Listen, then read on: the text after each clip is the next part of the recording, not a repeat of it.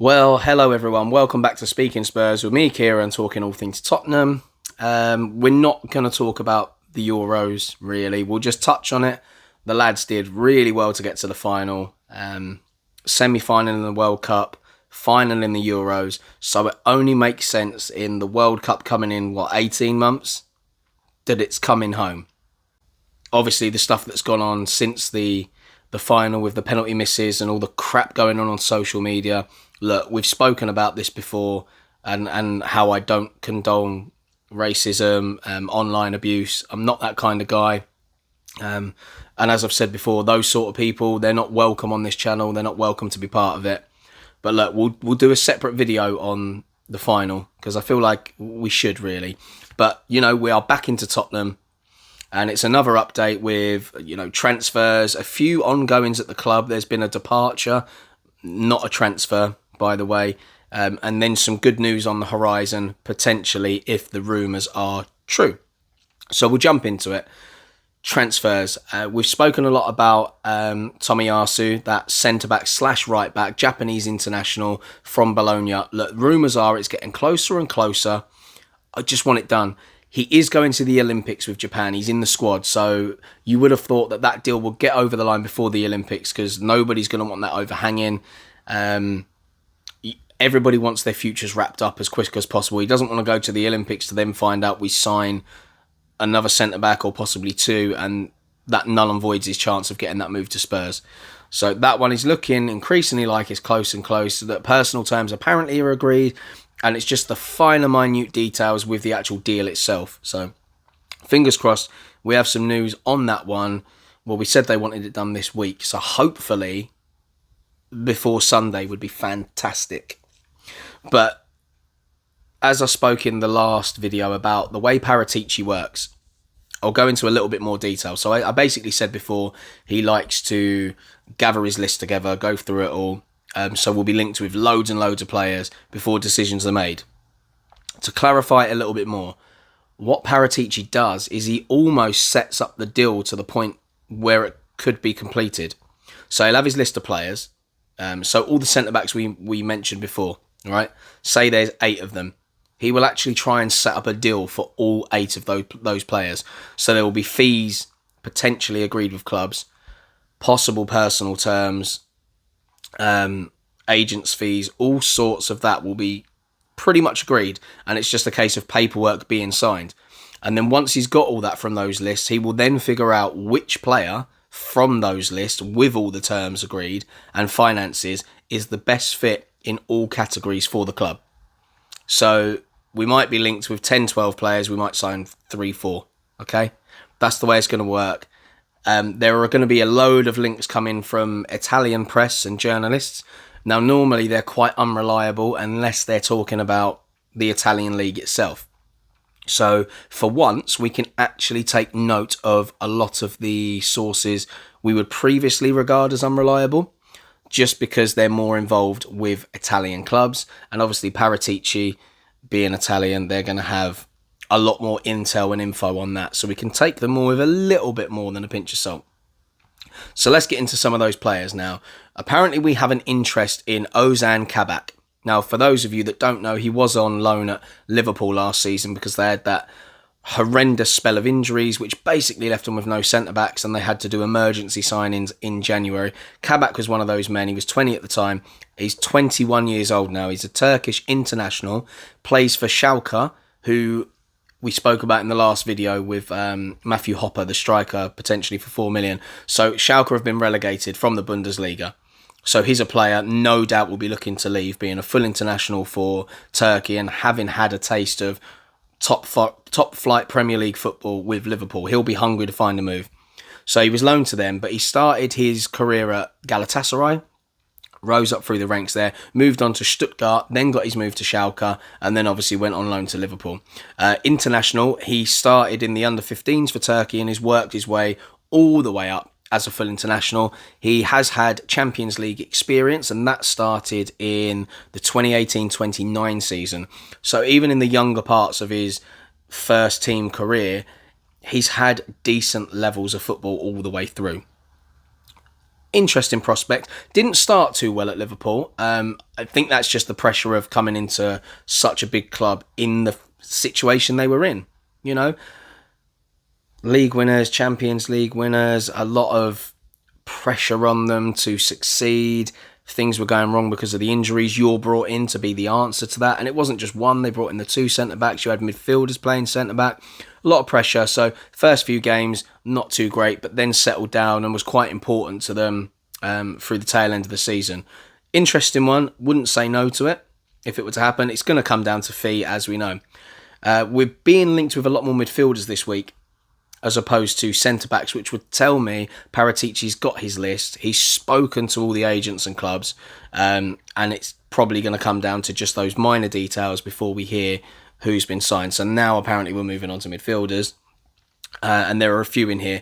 So the next one, and I don't think this one will happen, but it's interesting if it can get over the line, is Renato Sanches. So many of you will remember him from his time in the Premier League with Swansea when he was on loan from Bayern Munich. Wasn't the best spell for him, let's face it. He suffered from injuries, confidence issues.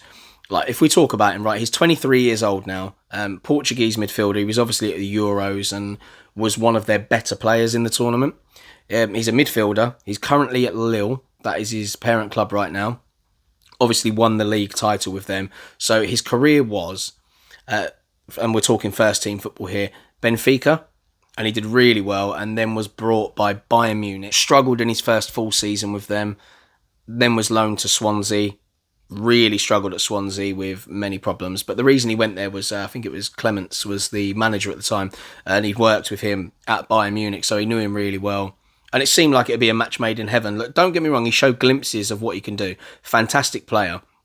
But that didn't work out. He went back to Bayern Munich and was then sold to Lille.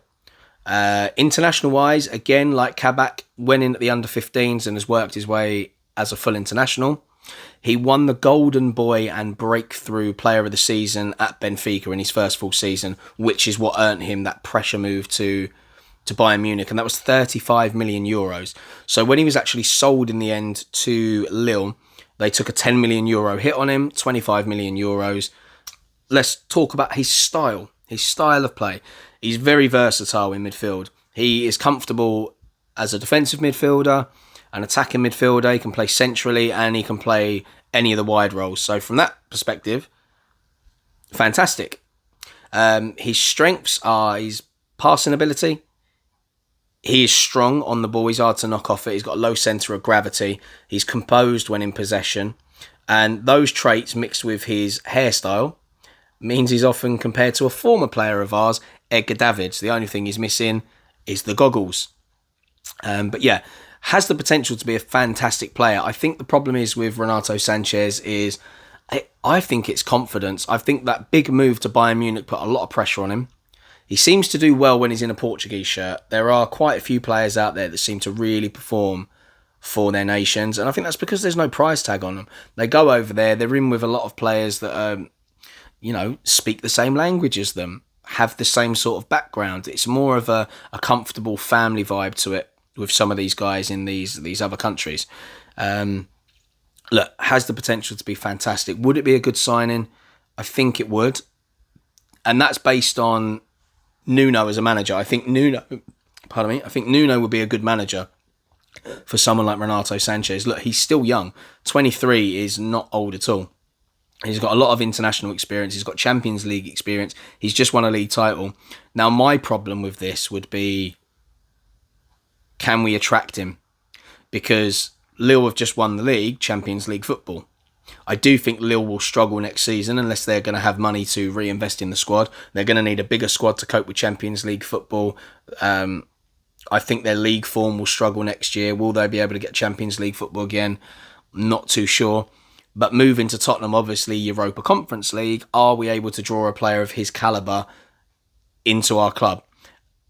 His agent, interestingly, is Jorge Mendes, who obviously is the same agent of Nuno Espirito Santo.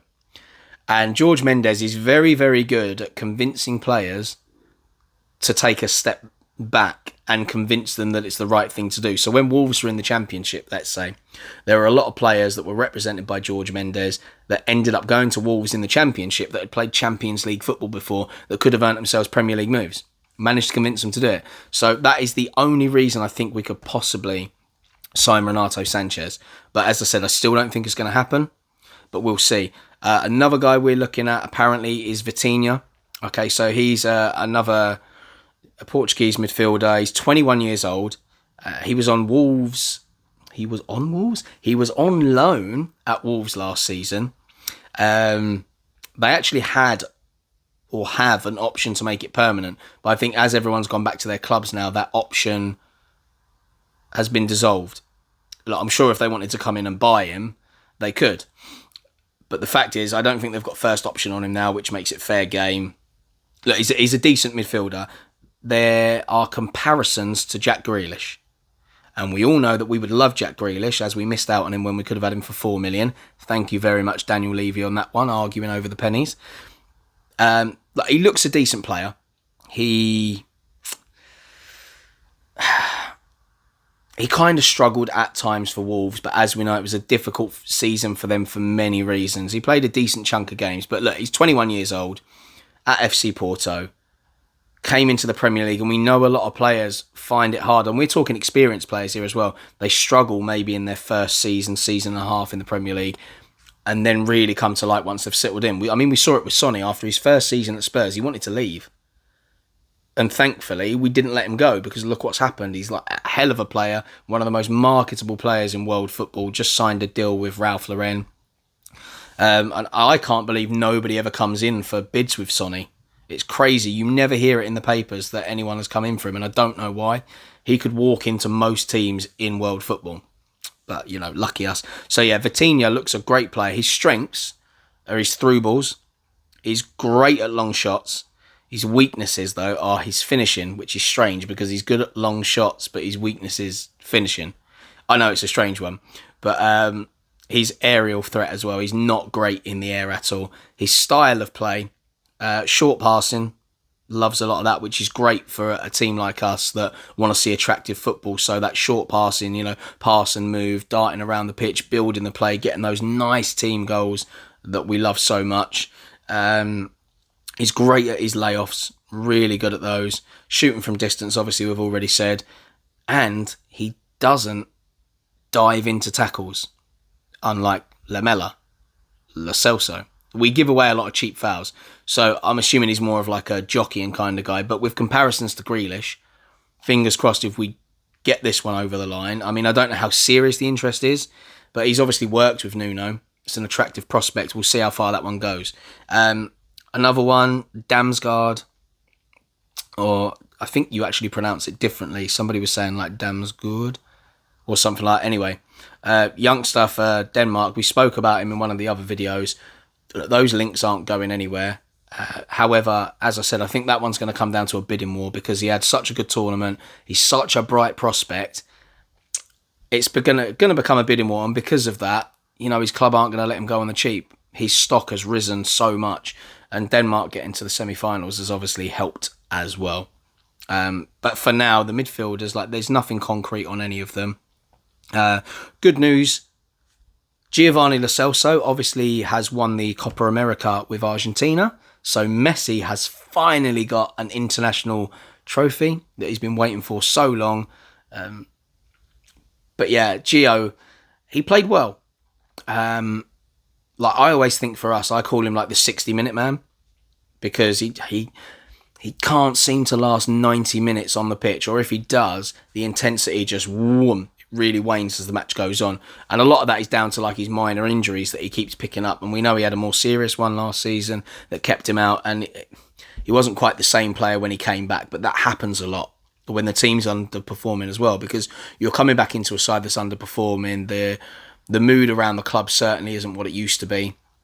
And then on top of that, you're worried about the injury coming back again, especially when there's international tournaments coming up. And, luckily he managed to go to the Copa America, performed really well, but again, spent a lot of time coming off around the 60-minute mark. But the Argentinian fans seem to enjoy watching him play. And I watched I watched a few bits of the games where he was involved in. Look, it looks like his form's coming back, and winning a major trophy is something that will help him when he comes back to Spurs, because the winning mentality is the thing that we kind of miss in our players, because not many of them have won much in their careers. So, that mental aspect of getting over the line is something we struggle with. Now, hopefully, especially a young player like Lo Celso coming back, having that experience of being part of a squad that have won a major tournament will really kick him on for next season. So fingers crossed there, because there's a massive talent in there. He's a great player, just waiting to jump out. Right, next thing we'll move on to is a little bit about the club. And this is a strange one. More and more clubs are doing it now. We are looking for a sponsor for our training kits. So we've obviously got the sponsor, AIA, they do our main kits, and then we've got Cinch, they do our sleeve, they're our sleeve sponsor. We're looking for somebody to sponsor our training kits. And I think we're looking for something around the figure of £10 million. Is it a clever move? Yes, it is. Do other clubs do it? Yes, they do. Look, it's a good thing after a pandemic to look at avenues to bring in more revenue. So there's that there. Sonny has returned earlier than we expected, about 2 weeks earlier. Look, he's itching to get in there to impress Nuno. He doesn't need to. Like, everybody knows Sonny's a world-class, fantastic player, and I'm sure he's going to play a lot of games for us next season. But look, he's itching to get back. He'll be in training, doing his usual thing. I'm sure Nuno's going to absolutely love him. What else? Oh yeah, our director of communications, Simon Felstein, he has left the club. So he's on gardening leave for the next 3 months. It's a bit weird. Like, he was quite a popular figure around the club. He's a savvy operator, well liked, and it's a very difficult role, the director of communications. Don't get me wrong, a very, very difficult role. But he was really well liked around the club, popular figure. And everyone at the club was shocked because they were informed by email that he was leaving, and that was it. So he's on gardening leave for 3 months, and then he's going to completely be gone from the club.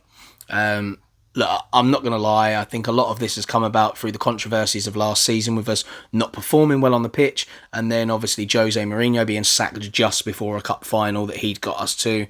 Then obviously the appointment of a very inexperienced Ryan Mason. The Super League obviously not going down well with the fans. I just think there's so many things that contributed towards it. And then obviously the search for the new manager really didn't go well. It took us so long to get a manager in. Apparently managers were rejecting us, which Daniel Levy obviously denied. He said a lot of the people that are being spoken about in the press we were never even linked with, never even spoke to. Look, I'm sure we did, and I'm sure there were people rejecting us. And I think so much has gone on. Some people are just like, do you know what? I need to take a step back. So, yeah, he's gone. What else? Okay, Nottingham Forest. Apparently they want Jack Clarke on loan. Jack Clarke's a strange one. Look, there's a very talented player in there. As I've said before, I really don't think he fits in at Spurs. And that's not because he's not good enough for Spurs. It's purely because we don't play a system where he fits unless he's going to change his game and develop and play in a slightly different position to his preferred. I just don't see it working for him. Look, he needs to bulk up a little bit more as well, in my opinion, to handle the Premier League. What else? Dane Scarlett. If anybody has seen him in pre-season training so far, he looks like he's bulked up a bit. He genuinely looks like he's put on a bit of weight over the time off, bulk himself up, get a bit stronger. And obviously being so young, that can only be a good thing. I wonder if he's actually going to get any game time next season. If he does, it will probably be in the early stages of the cup competitions and maybe the Europa Conference League. Very exciting prospect. Scored so many goals at youth level. If not, I'd like to see him go out on loan somewhere. Now, I think if he goes to League One, he'll probably be a starter for most teams. If he goes to the Championship, it'll be a great experience for him because it's a very physical league. There's obviously a lot of games. It's very tight for most of the season. I think it'll be good. I don't think he'll necessarily start every game if he goes anywhere, unless he goes on a wild run of scoring goals. But I think a loan spell would be fantastic for him, especially if he's bulked up a little bit, because it's very, very physical in the Championship. Very competitive. I think that's it for transfers and that so-called good news. Now let's have a quick chat about Doherty. So Matt Doherty has had an interview in-house about Nuno and what to expect. When he talks about the time at Wolves, he said he had immediate impact, obviously getting him promoted straight away to the Premier League from the Championship. He feels he'll be a success at Spurs. Expect good training sessions. He's very hands-on. The lads will have to work hard. They won't be unbearable sessions, but the backroom staff, look, they know everything very well. They'll push the players to their limits. And then just before they tip over the edge, when they get to that breaking point, they'll let them have like their rest days and stuff. They'll recognise that. Nuno, he said, will have them fit for the start of the season, which is a good thing because Mourinho left the guys to their own devices to keep the fitness levels up. But look, we all know if we can get out of going to the gym, we will. I mean, for the last 3 years, I've worked at a leisure centre. The gym is there, and I haven't gone that much. You know, if we can get away with not working out, we will. But yeah, he'll certainly be more of a Pochettino style in that sense. You can already see that he's talking to players, telling them exactly what he wants. He's talking to the group, pointing about. So it's all good signs at the moment.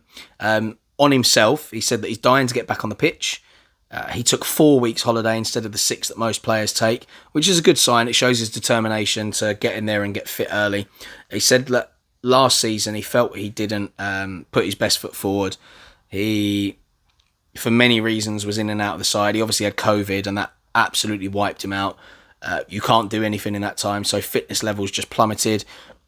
By the time he come back and tried to get fit, Aurier was on a fairly decent run and had established himself in that place. Then he got himself back in because Aurier had a couple of knocks, but, you know, he'd had that loss of form. Then he struggled to get that back. He was quite honest in the fact that he said it wasn't good enough, and he really hopes that he gets loads of game time this season because that's what he wants. You know, he actually said, though, even though it wasn't a very good season for him, he trained and worked harder than he has in most seasons ever before. So he felt like he worked really hard, but so many things went against him last season, like his own form as well as COVID and stuff like that. So he's not blaming anyone but himself in that aspect. And he said, yeah, he just needs to get his fitness back and confidence. So that is it today for the video. So obviously we've spoken about the players there. Kabak, Sanchez, Vitinha, possible outgoing of Jack Clarke, Lo Celso, Damsgaard, a little bit about the club. Oh, also the last thing, apparently, according to the Daily Mail, who are usually not very reliable when it comes to transfers, which is great because this isn't transfer news. Apparently, Daniel Levy is very close to securing naming rights for the stadium, which is great because if we can get some money in for that, that'll give us an injection for our transfers. So we could be playing at a stadium next season that is called something other than the Tottenham Hotspur Stadium. So watch this space. As soon as I hear anything on that, obviously I'll let you know. As usual, I'm going to say a massive thank you because the channel is still growing. It's doing really well. We're over the 300 subscriber mark. And most of that, like the channel, everything I had has doubled just in the last month. So this channel's been going since January 31st, maybe. It was been going since the end of January. So not very long. The last video was the 50th video. So this is video 51. The watch hours have gone up massively in the last month. So we're on like 1,600 something hours worth of my videos being watched. So massive thanks to you guys out there for watching them.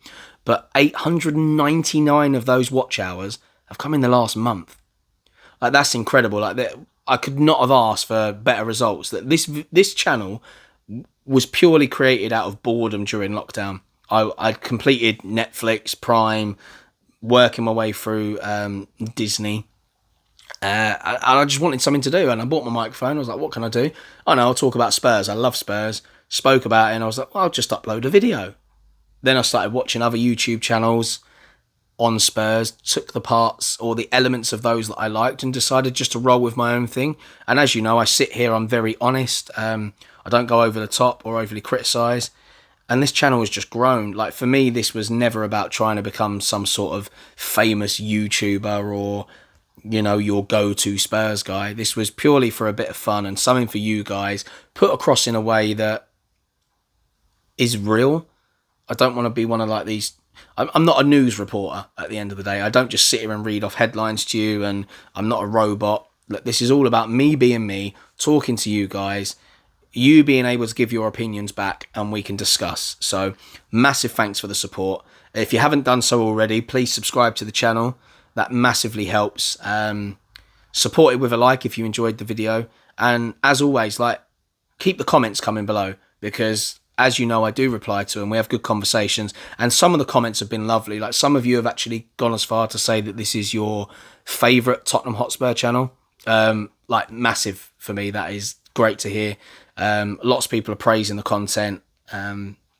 So look, I can't thank you enough. Without your support, this channel doesn't continue. So thank you so much from the bottom of my heart. Subscribe, like, and comment. I will get back to you as soon as I can. Stay safe, guys. And as always, come on, you Spurs.